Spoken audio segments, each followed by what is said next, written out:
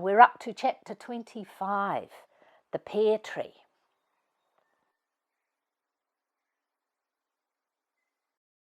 Folks, welcome back to Storytime at Riverwood Cabin. I'm Rosie Boom, and I'm reading to you from Where Lions Roar at Night, the fun and adventures of a pioneering New Zealand family. It's the first book in the series, the Barn Chronicles, and we're up to chapter 25, the pear tree. When Millie woke the next morning, she was still in her own bed. She could hear Jake snoring softly, and she could see Sam's blonde hair at the bottom end of the bunk. Angel lay on top of the quilt, squashed between them. She pulled her own quilt up under her chin and lay in bed, staring up at the rafters. Something was different. At first, she couldn't think what. Then she knew what it was. It was quiet. There was no rain pounding the roof. There was no rattling and creaking and moaning. The barn stood still and silent. She could hear Dad whistling in the kitchen as he opened the fire and put some more wood in. Soon the lovely smell of porridge tempted her out of bed. "The power's still off," said Dad as they ate breakfast. "They reckon it might take a couple more days before they get it back to everyone's homes." "What a blessing to have our home wood." Mum lifted the singing kettle from the wood stove and poured herself a hot drink. The last few days wouldn't have been very nice without it. As soon as breakfast was over, they all put on their gumboots and trudged outside. Dad looked despairingly at the paddocks. The bulls had pugged the land terribly. "When this dries, it'll be real ankle-breaking land," muttered Dad. "Wretched bulls."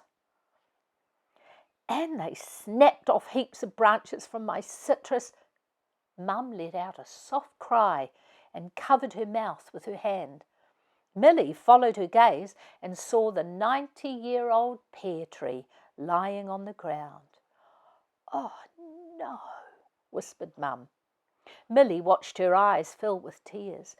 "Not the pear tree." They walked across the sodden meadow to where the tree lay in the mud. Beside it lay a small karaka tree. "Oh, no," cried Ellie, "not my tree." But it was. They could see the initials E.B. on the trunk. She had carved them there when they'd first bought the land. "What a shame," said Dad. "That was a lovely tree." "But the pear tree," cried Mum, "the beautiful pear tree." They walked back to the barn feeling sad and discouraged by all the mess. "Let's go for a drive down the road," suggested Dad. Lee's pulled the fallen tree off the drive with his tractor. Dad drove slowly down the road as everyone stared out the windows. Huge trees were strewn across the land. Mum shook her head. Unbelievable. Dad stared at the mess.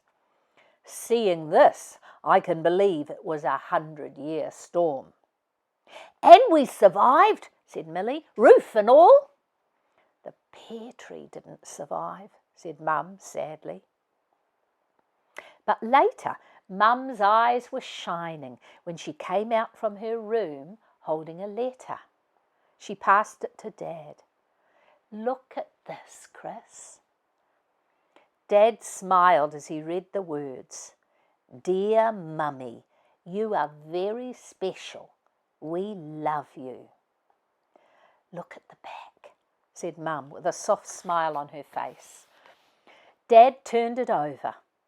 The letter had been sealed with a special seal made from red candle wax. "Well, that'll make a good memory of our candlelit dinners in the great storm," he said, smiling at Mum. "And maybe we can use some of the wood from the pear tree to make something special. Apparently, it's beautiful wood to carve."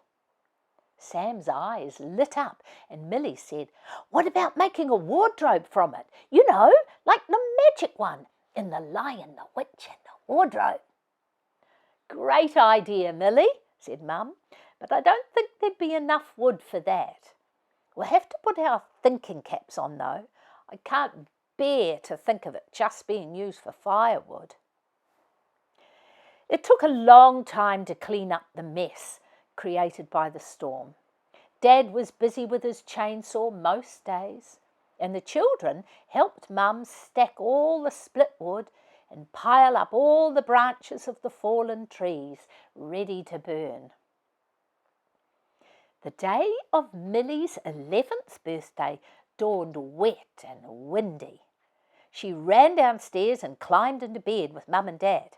Soon all the children began to appear in their pyjamas. They climbed on Mum and Dad's bed and watched her start opening the presents.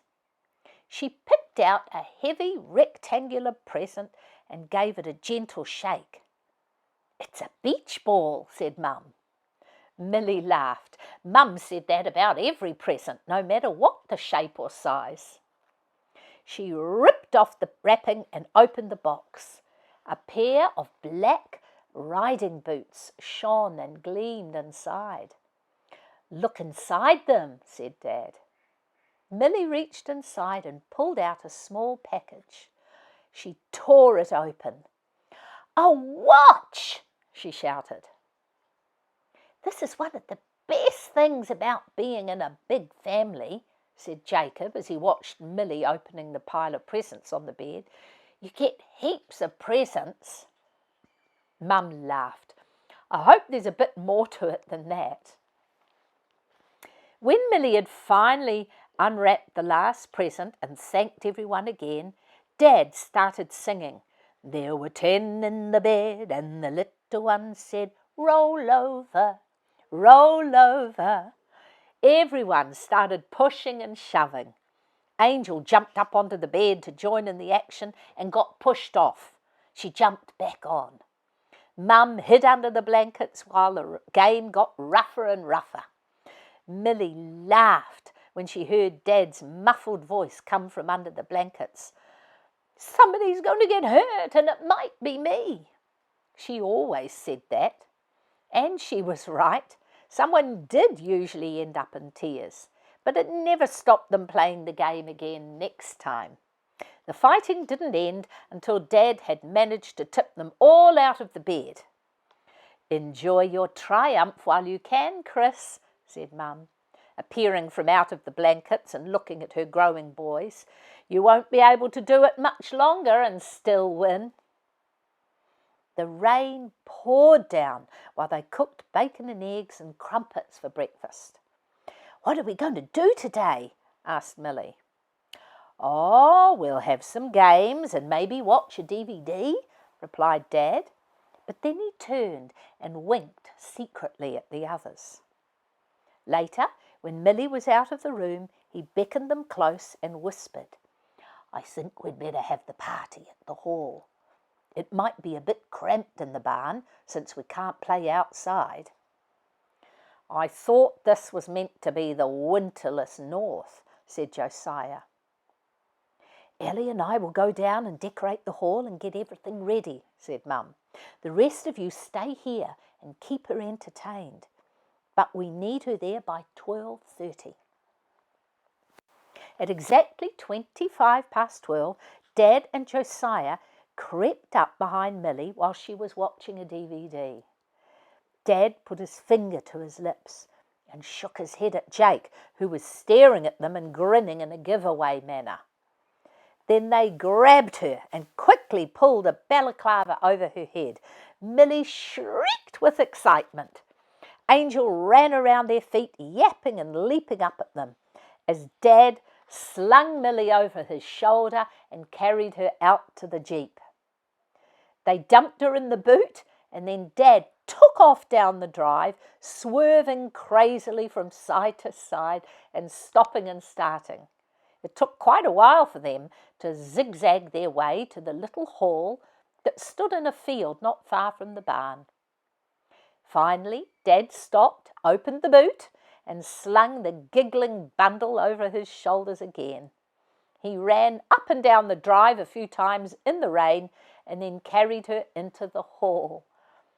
Millie's head was whirling around as she stood on shaky legs for a second, clutching on to Dad.